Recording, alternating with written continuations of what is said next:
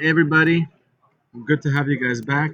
We're going to do our second part of lesson 2 of the life of Rabbi Nachman, great Hasidic sage.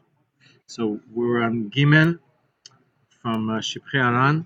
It said here that Rabbi Nachman grew up and he had a bar mitzvah 13, and he went to a special Rav, Ephraim. This guy's name is Rav Ephraim, who is the Zechron Bracha, and he was from Sidilkov. And he told him a pasuk. I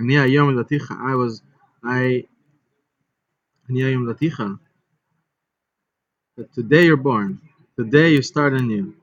Today you are 13, a Jewish boy, and a 12, a Jewish girl. They take upon themselves to do the commandments, to do the mitzvot, to have connection with God, and to be responsible for their actions. So today is a new day, he said, the 13th. And so he gave him a little bit of Musar, he gave him a little bit of Divrei Torah to this Rav. He told him a little bit about Torah, and he was very excited. And he went into the chuppah and the marriage canopy. They were used to get married at 13 back in the day. He got married at 13. He went into the marriage canopy. We have a canopy when we get married, and um, it symbolizes a marriage with God also. Jewish people that we're married with God. So you get married, that you have your wife, and God also has a part to play. So you invite God into your married life to have a holy marriage.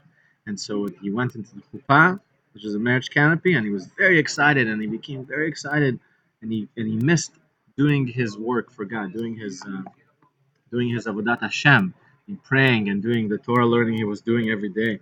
And then he went into doing work like that every day. He would get excited, and every day he started new to do more and more and more for God, more and pray and for hours and everything he did. That's what we call Avodat Hashem, is what we do.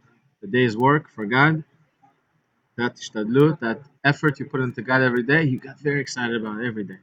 So we have to learn a lesson that every day is a new day. You have to get very excited about what God is giving you to do, whether that's working to make money, whether that's providing for your family, making dinner, doing the dishes, doing the laundry. I don't care what. It's what God has you. It's what God's will is, and He wants you to do for your family.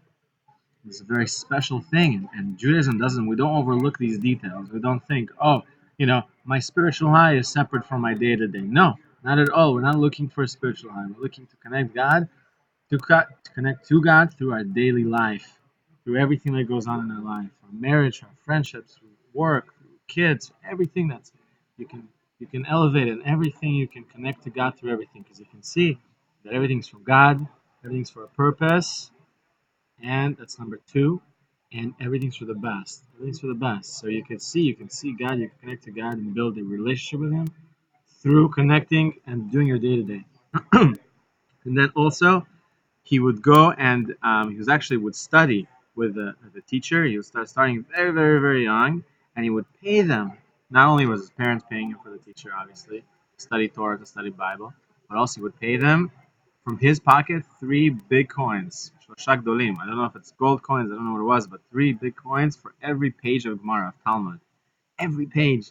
And also, and that would excite the teacher quite a lot, obviously, but also he was he was going through a lot of pages. He was telling the teacher, I want to go through a lot of pages, as many pages as we can. And he would go through a lot, several pages every day, and he would pay him three coins. Another thing, when he would go and do his work for Hashem, he would do it in a lot of humility. And no one knew about it. He was very hidden. He was very, very hidden, and nobody knew what he was doing, and nobody knew what he was doing with Hashem when he was praying in the fields and the forests, and he was at night he would pray sometimes and would go outside and pray. And nobody knew, and there's a big hint here for us. When we do something, we do a favor for somebody, we give to charity. It's a great thing to also do it in humility and simplicity. That way we don't get arrogant on our deeds.